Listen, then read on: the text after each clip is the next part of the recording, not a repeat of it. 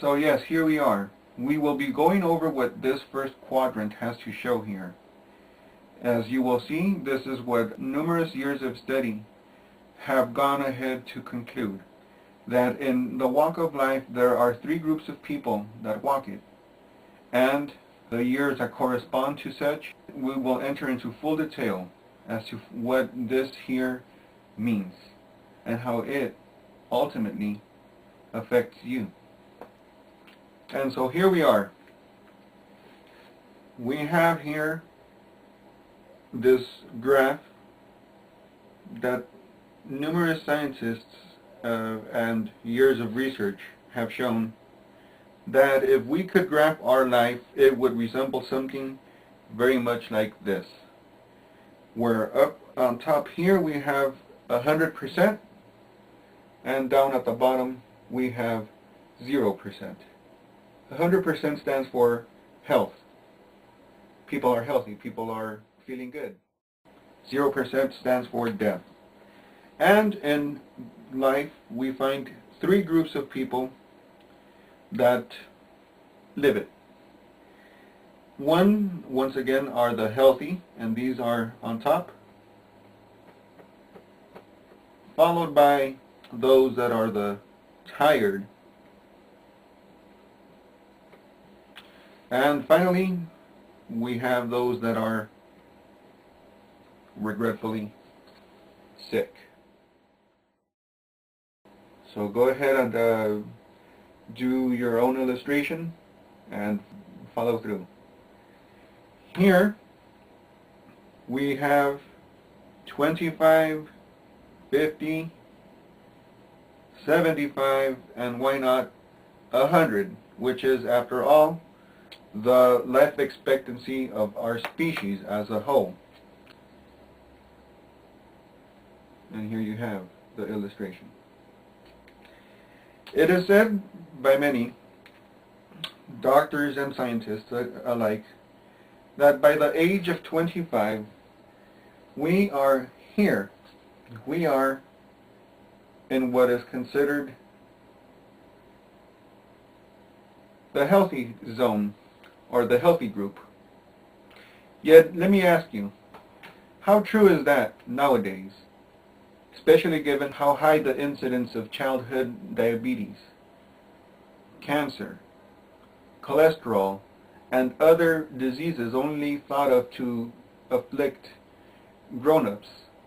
Well, now that that is happening, and with greater tendency to our children, how true is it then that by age 25, when physiologically speaking, we are to have developed or finished developing our brains, our muscles, our bones, our entire organisms? Well, the fact of the matter is that, lamentably, no one at age 25 really can be said to be outright healthy.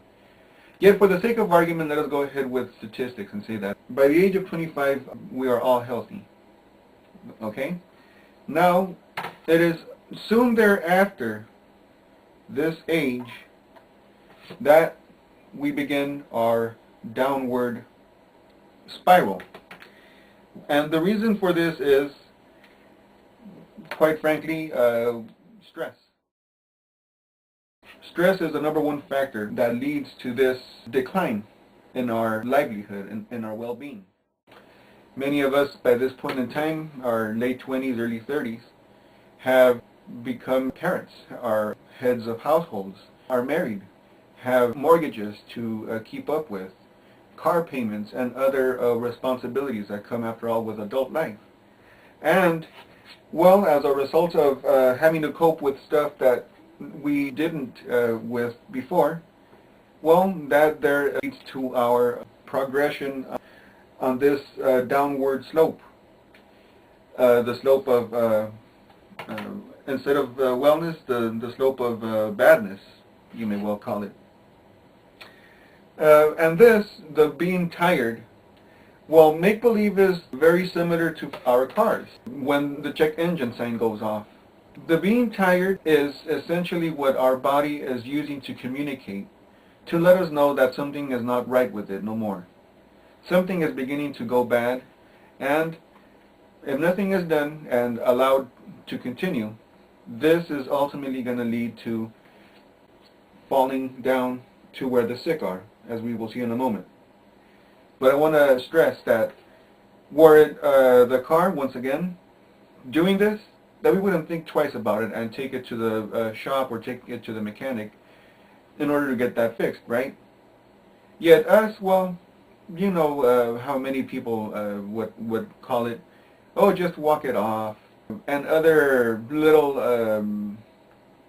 well, colloquial sayings that just try and do the best with coping with what, with the particular reality many people have. Yet, well, let us say that we do nothing to better the situation, and what ends up happening, well, many people by their late 30s, early 40s, and 50s begin presenting what are known as sicknesses, or are sick, in other words.